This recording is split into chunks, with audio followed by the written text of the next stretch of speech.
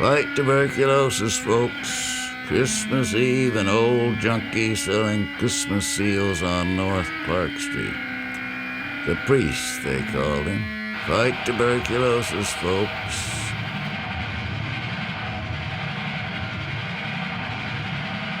People hurried by, gray shadows on a distant wall. It was getting late and no money to score. He turned into a side street and the lake wind hit him like a knife. Cab stopped just ahead under a streetlight. Boy got out with a suitcase. Thin kid in prep school clothes, familiar face, the priest told himself. Watching from the doorway reminds me of something a long time ago. The boy there with his overcoat unbuttoned, reaching into his pants pocket for the cab fare. The cab drove away and turned the corner. The boy went inside a building. Yes, maybe. The suitcase was there in the doorway. The boy nowhere in sight. Gone to get the keys, most likely. Have to move fast. He picked up the suitcase and started for the corner. Made it, glanced down at the case. Didn't look like the case the boy had or any boy would have. Priest couldn't put his finger on what was so old about the case. Old and dirty, poor quality leather, and heavy. Better see what's inside.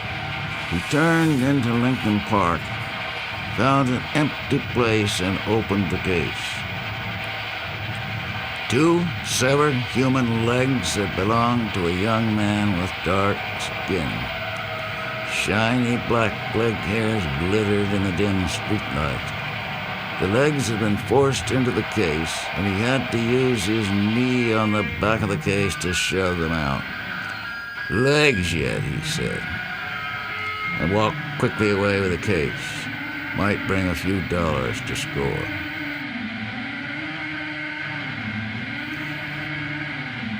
The buyer sniffed suspiciously.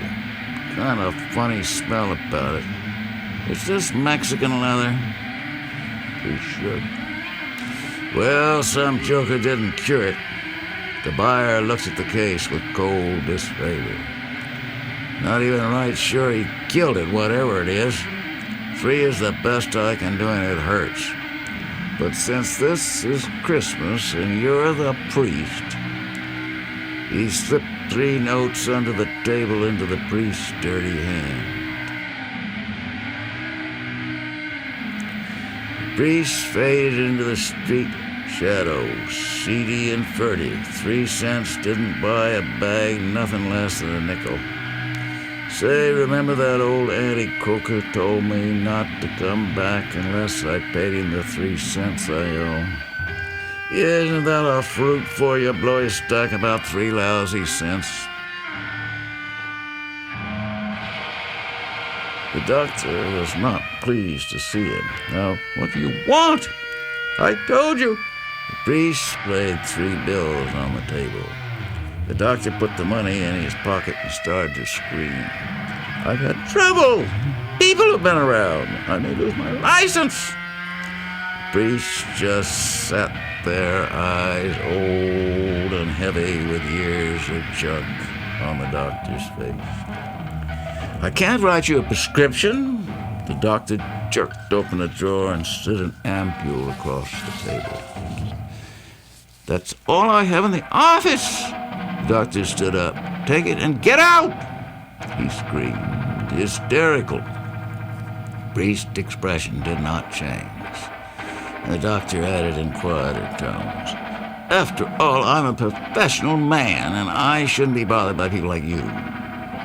Is that all you have for me? 1 lousy quarter G? Couldn't you lend me a nickel? Get out, get out! I'll call the police, I tell you. All right, doctor, I'm going.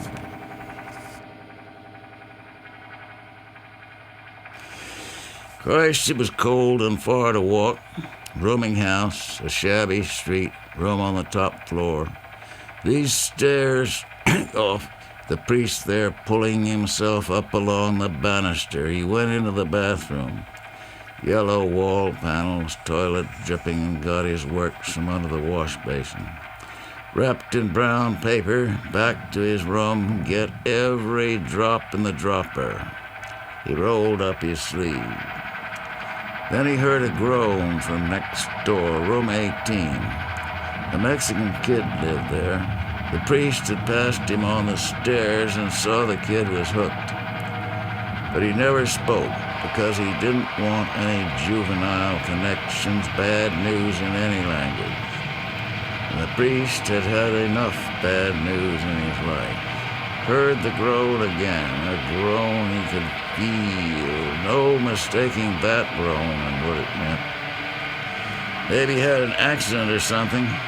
Any case, I can't enjoy my priestly medications with that sound coming through the wall. Thin walls, you understand. The priest put down his dropper, cold hall, and knocked on the door of room 18. Q&S, it's the priest, kid. I live next door. You could hear someone hobbling across the floor. A bolt slid. The boy stood there in his underwear shorts, eyes black with pain. He started to fall. The priest helped him over to the bed. What's wrong, son? It's my legs, senor. Cramps, and now I'm without medicine. The priest could see the cramps, like knots of wood there in the young, lean legs, dark, shiny black leg hairs. 3 years ago, I damaged myself in a bicycle race, and it is then that the cramps start. And he has the leg cramps back with compound junk interest. The old priest stood there, feeling the boy groan. He inclined his head as if in prayer, went back and got his dropper. It's just a quarter G, kid. I do not require much, senor.